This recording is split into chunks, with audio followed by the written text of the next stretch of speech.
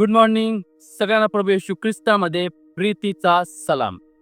सर्वप्रथम ज्यांनी माझा पहिला व्हिडिओ पाहिला आणि त्याच्याबद्दल मला तुम्ही प्रतिसाद दिला त्याबद्दल धन्यवाद.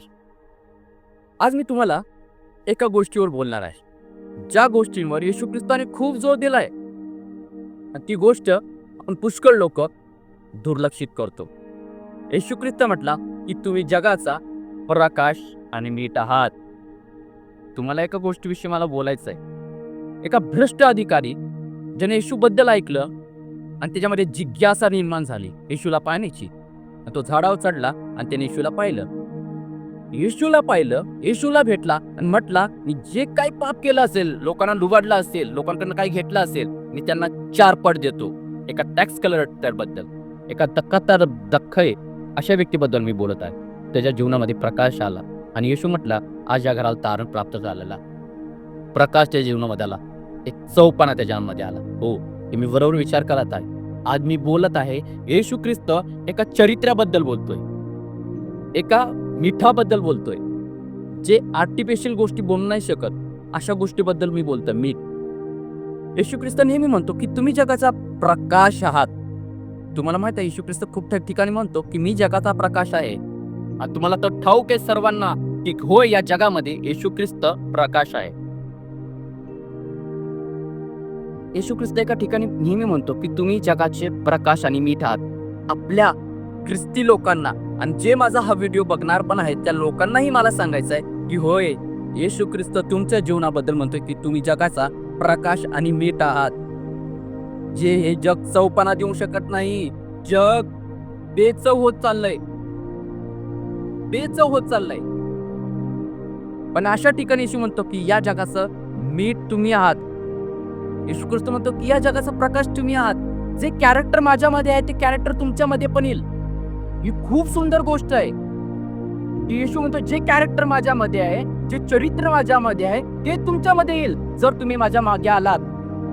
या जगातला कुठला पण फिलॉसॉफर, या जगातला कुठलाही मोठा माणूस ज्याने जग जिंकला असेल, तो या व्यक्तीने कधीही जे वापरला नाही.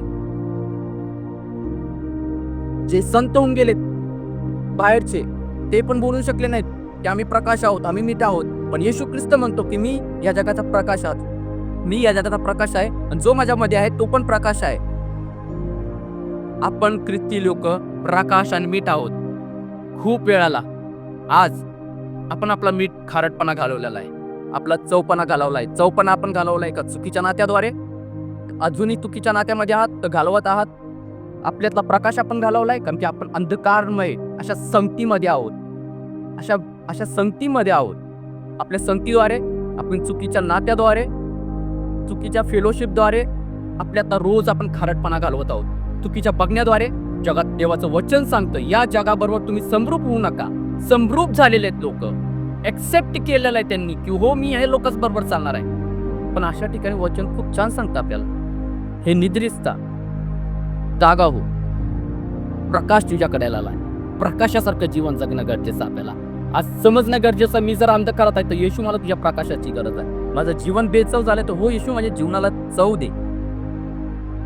मी नवीन व्यक्तींबद्दल नाही बोलत आहे, मी अशा ख्रिस्ती लोकांबद्दल पण बोललोय जे झोपी गेलेले आहेत पापामध्ये. उठणं गरजेचं आहे कारण प्रकाश आपल्याकडे आलेला आहे आणि आपल्याला प्रकाश मानवायचा एक आहे. येशू नेहमी म्हणतो की हे गोष्ट समजणं गरजेचं आहे माझ्या सर्व लोकांना की हे जागा होणं आणि पुन्हा लोकांसाठी प्रकाशमान बनणं म्हणजे मी पापात न निघतो पण लोकांना जागाही करतोय. माझं जीवन बेचव होतं पण आता मी देव येशू माझ्यामध्ये आहे आणि माझ्यामध्ये चव आले आणि त्याच प्रकारचे लोकांच्या जीवनामध्ये चव येणे गरजेचं आहे.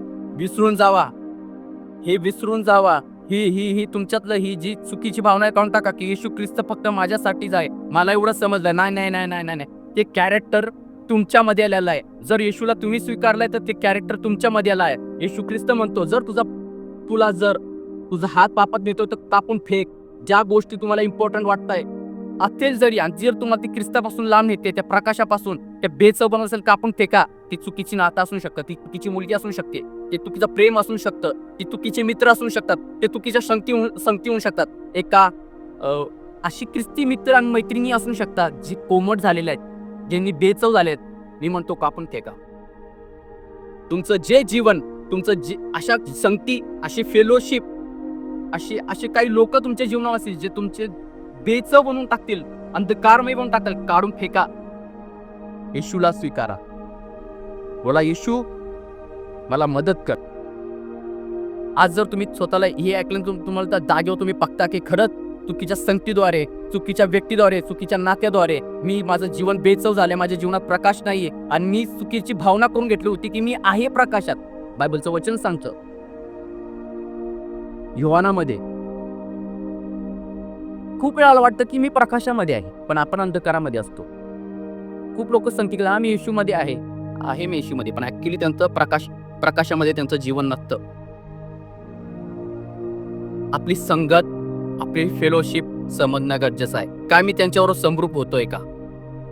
जागे व्हा, समजदार बना, आणि एक बघा की माझ्या जीवनाला मी बेचव केलेलं आहे का मी रोज करत चाललोय. हे खूप स्लो पॉइझन सारखं आहे. कधी कधी अशा संगती एकदम आपल्याला डॅमेज नाही करत, असं रिलेशन आपल्याला लवकर डॅमेज नाही करत, ते हळूहळू आपल्याला करतं, आपल्या जीवनात काम करतं, आपल्याला हळूहळू बेचव बनवत जातं. आज आपल्या जीवनातला बेचवपणा बनवू नका, तुमचा खारटपणा जाऊ देऊ नका. जर तुमच्यात आज खारटपणा गेला तर लक्षात ठेवा तुम्ही पायाखाली जाणार. म्हणजे असं जीवन जे पायाखाली रोंजा गेलेलं आहे, ते कॅरेक्टर पायाखाली केलं गेलेलं आहे. असे पुष्कळ ख्रिस्ती लोक आहेत, पुष्कळ युथ आहेत की ज्यांनी आपल्यातला खारटपणा घालवला, त्यांचं कॅरेक्टर पायाखाली तुडवलं गेलेलं आहे, लोकांच्या समोर त्यांचे नाव खराब झालेलं आहे, त्यांची इज्जत पूर्णपणे गेलेली, धुळीला मिळालेली, आणि ती शैतान त्यांच्या पायाखाली रोवतो, असं कुसरतो. माझं जीवनही तसाच प्रकार झालेलं होतं. चुकीचे फ्रेंड सर्कल, होय मी काय बोलतोय, ख्रिस्ती लोकांमध्ये पण तसे आहे.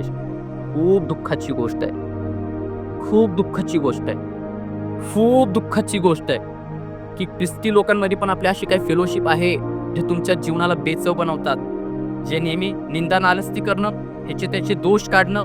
त्यांना वाटतं आम्ही देवामध्ये आहेत, पण ती फसवणूक करतायत. निंदा नालस्ती करणं, चुकीच्या गोष्टी बोलणं. विचार करा, जर तुम्ही त्यांच्या जीवनामध्ये जाता आणि तिथं तुम्हाला देवावर चालण्याची भावनाच उत्पन्न होत नाही, पण तुम्हाला त्यांच्यावर बदल्यानंतर तुमच्या जीवनामध्ये पाप येतं आणि त्यांच्यावर तुम्ही समरूप होता, तिथं देवाची जागरूकता तुमच्यामध्ये येत नाही, तर लक्षात ठेवा अशी फेलोशिप ही तुमच्यामध्ये प्रकाश नाही आणणार, मीठ नाही आणणार, तुमचं जीवन बेचव बनवणार.